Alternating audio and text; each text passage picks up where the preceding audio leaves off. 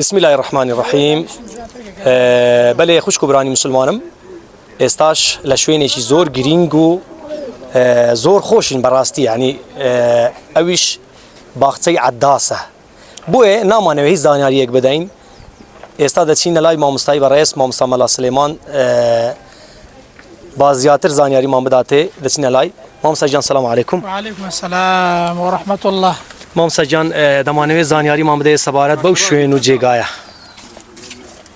بسم الله الرحمن الرحيم. الحمد لله رب العالمين والصلاة والسلام على خير خلقه وآله أجمعين.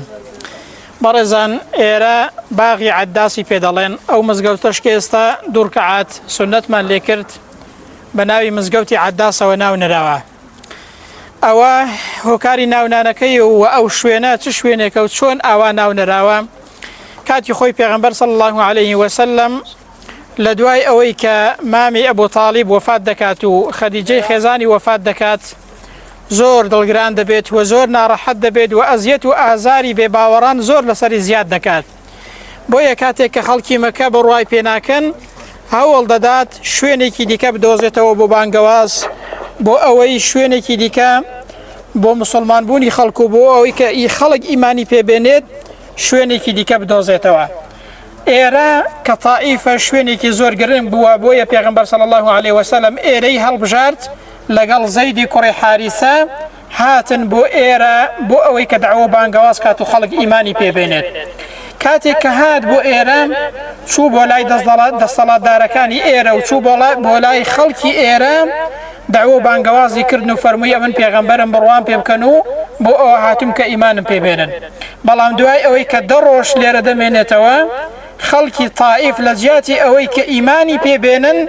دواتر لكوتا همين روجدا من دالو جنيان دواي بيغمبر صلى الله عليه وسلم باران يان كرد تاوكو بيغمبر صلى الله عليه وسلم برين دار دبيتو خوين لنا بيلاوي دارا دوستيت سبحان الله. بيغمبر صلى الله عليه وسلم هات آئرا كشويني كآليرا نزيكا أو باغش كباغي عداسي بيدالين بيغمبر صلى الله عليه وسلم لو ناوا إسراحتي كرد دواتر آئرا كبياويكي نصراني هبوا ناوي عداز بوا لو باغيك هي عتبة وشيبي قرآن الربيع بوا كليرا بيغمبر صلى الله عليه وسلم إسراحتي كردوا أو دو قرانا كقرآن الربيع بون بزيان ببيغمبر داديته صلى الله عليه وسلم هي شويك تري بعد داز دلين كبيبات هي شويك تري ببعد بوكي بو بيغمبر صلى الله عليه وسلم لقل زيد كاتك عداز دتشي بولاي بيغمبر صلى الله عليه وسلم آليرا أو هي شوتريا ديني بو بيغمبر صلى الله عليه وسلم بيغمبر برلوي كدس بيبكات بسم الله دكات عداز زور بي سيد دبي ضلي أو شي بو تدخلكي لا إيما أو النالم ضلي أو بسم الله لا سرتي خواردن وهر كاريكي جرينجش دام أو بسم الله دوتريت أو بسم الله السيماني زور جرينجي هي يا كم يعني خواي پروردگار من تنها بناوي تو دس بيدا كم هر كاريك دكم هر شتيك دخوم دوم يعني أي خواي پروردگار من أو كار دكم أو شت دكم أو شتي دخوم بقوته هزي تو دي خوم ودي كم أو كارا سيم يعني خواي جورا من أو كارا دكم ببي شريعتي تو بويا عداس سري سرما لو قصي لو بسم الله كبيغمبر كردي صلى الله عليه وسلم دواتر بيغمبر ليدا برسي دالي خلقي كوي عداس دالي خلقي موصلم دالي خلقي أو شويني كي يونس إبراهيم مني ليا دالي شون أو دناسيت دالي بيغمبران همويان بران دواي أوي كعداس دزانيك أو بيغمبر إخوة صلى الله عليه وسلم دستو لاقي بيغمبر ماز دكاو إيمان ببيغمبر دينيت صلى الله عليه وسلم أو باغيا أو مزقوتيا كإيريا أو شوينيا كأو جيشوتريا أو هيشوتريا داو ببيغمبر صلى الله عليه وسلم استشوي نواركي هرماوتو بناوي أوي شوناو نراوا ذات مشاكل برزان إيما لو بسرهاتا درسو بندي چي وردقرين أو بسرهاتا چي فيري إيما دكات يكم يان رحم بزي أو بيغمبر صلى الله عليه وسلم بوشي چونك پیغمبر صلى الله عليه وسلم بومن باز دكا دفرميت دواي اوي ك خەڵکی طائف پێغەمبەر بەرباران دەکەن دەفەرمێت جوبرائیل هاتە لام کە تەماشام کرد هەورێک بەسەر سەرمەوە بوو کە تەماشام کرد جوبرائیل بوو فەرمووی ئەوە سەلامی لێکرد و فەرمووی ئەی محەممەد صلی الله عليه وسلم فریشتەی چیاکان هاتووە خوای گەورە ناردوویەتی چاوەڕوانی فەرمانی جەنابتە کە فەرمانی پێ بکەیت دەفەرمێ فریشتەی چیاکان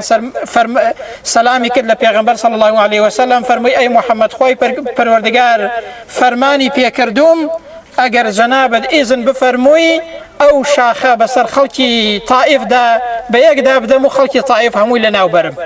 خوای پەروەردگار فەرمانی کردووە بەڵام پێغەمبەر فەرمووی صلی الله عليه وسلم نەخەیر ئەی خوای پەروەردگار سەرڕای ئەو هەموو ناخۆشی و ناڕەحەتیەش بەربارانکردنەش ئەگەر تۆم لێ ڕازی بی هیچ شتێکی دیکەم ناوێت فەرمووی نەخەیر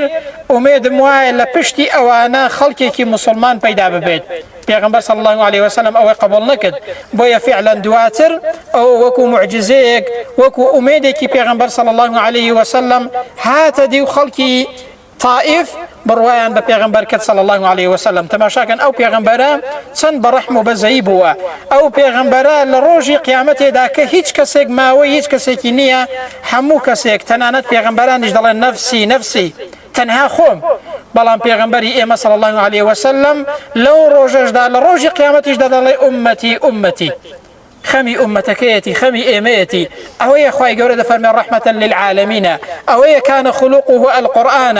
ئەوەیە جوانترین ڕەوشتی هەبووە ئەو پێغەمبەرە بە بەزەیترین کەس بووە ڕەحم و بەزەی پێغەمبەرمان بۆ دەردەکەوێت صلی الله عليه وسلم پێویستە ئەو پێغەمبەرە چاکتر بناسین و چاکتر ئەو پێغەمبەرەمان خۆش بوێت تەماشاکەن ئەو پێغەمبەرە چەند خاوەنی ڕەحم و بەزەیی بووە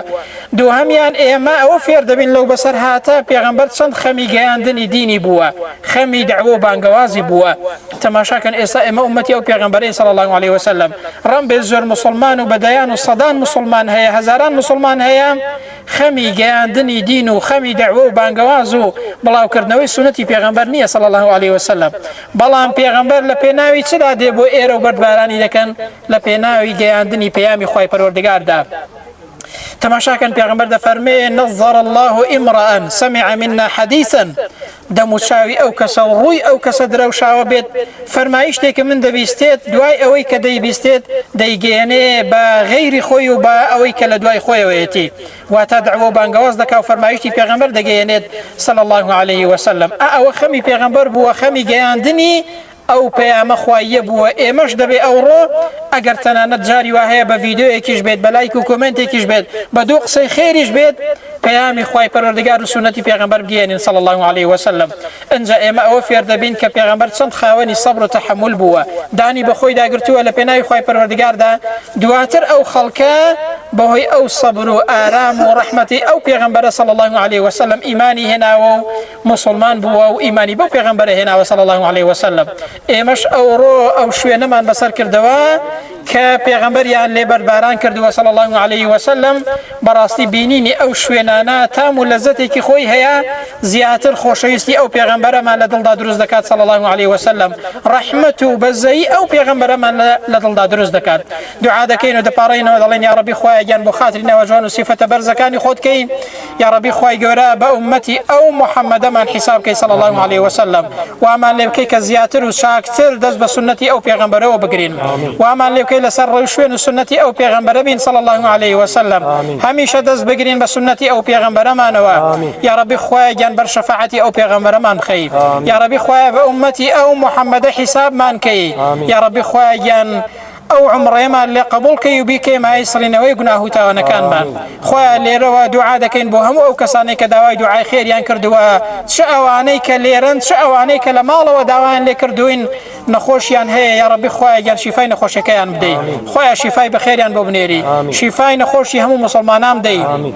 بتايبد او كسانيك زور داوان كردو بو نخوشكان يان يا ربي خويا جان جارك وهزار جار ومليون جار دعاء بودكين يا ربي خوای گەورە شفای نەخۆشەکانیان بۆ بنێری یا ربی خوای گیان بەختەوەرمان کەی عاقبەت خێرمان کەی وامان لێ بکەی زیاتر و چاکتر دەست بە سنەتی ئەو پێغەمبەرەوە بگرین صلی الله عليه وسلم سەرفراز و عاقبەت خێری دنیا و قیامەتمان کەی هەر کەسێک قەرزدارە یا ربی خوای قەرزەکەی بۆ بدەیەوە یا ربی خوای گەورە هەر کەسێک دڵی توندە و ناخۆشە و ناڕەحەتە بە نوری ئیمان و ئیسلامەتی دڵی فەڕاحکەی و دڵی خۆشکەی یا ربی خوای گیان ئێمەش دڵمان منەوەرکەی بە نوری ئەو ئیسلامە و بە خۆشەویستی ئەو پێغەمبەرە صلی الله عليه وسلم هەر کەسێک ناخۆشی و ناڕەحەتیەکی هەیە یا ربی خوای گەورە دەروی ڕەحمەتی خۆتی لێ بکەیەوە دەروی ڕەحمەتی خۆتش لە ئێمە بکەیەوە هەر کەسێک ناخۆشی و ناڕەحەتی هەیە یا ربی خوای گیان لەسەری لابەری دەروی خێری ڕەحمەتی خۆشت لە ئێمە بکەیەوە برایەک داوای کردووە چەند کەسێکی دیکەش کە عومڕە و سەفەری عومڕەیان بکەیە قسمەت ئێمەش لێرەوە دوعایان بدەکەین یا ربی خوای گیان بە لوتف و کەڕەمی خۆت بە گەورەی خۆت سفری او عمره و مال خود که قسمتی همو مسلمانان چون که براستی انسان که هات ایره که هات او عمره او جادزانه چتام و لذتی که هی انسان چتام و لذتی که ایمانی لیده بینید چون ایمانی برز دبیتوا چون او شوێنەوارانەی پێغەمبەر دەبینێ صلی الله عليه وسلم دڵی خۆش دەبێت یا ربی خوای گیان بیکە قسمەتی هەموو برا خوشکێکی مسلمان بێت ئەو شوێنانە ببینێت و عمرە و ماڵی خۆت بکەیە قسمەتی هەموو مسلمانان زیارەتی ماڵی تۆ بکەن و عمرەیان بکەیە قسمەت یا ربی خوای گیان بەختەوەر و عاقبەت خێری دنیا و قیامەتمان بکەین آمين وصلى الله على محمد وعلى آله وصحبه أجمعين والسلام عليكم ورحمة الله وبركاته.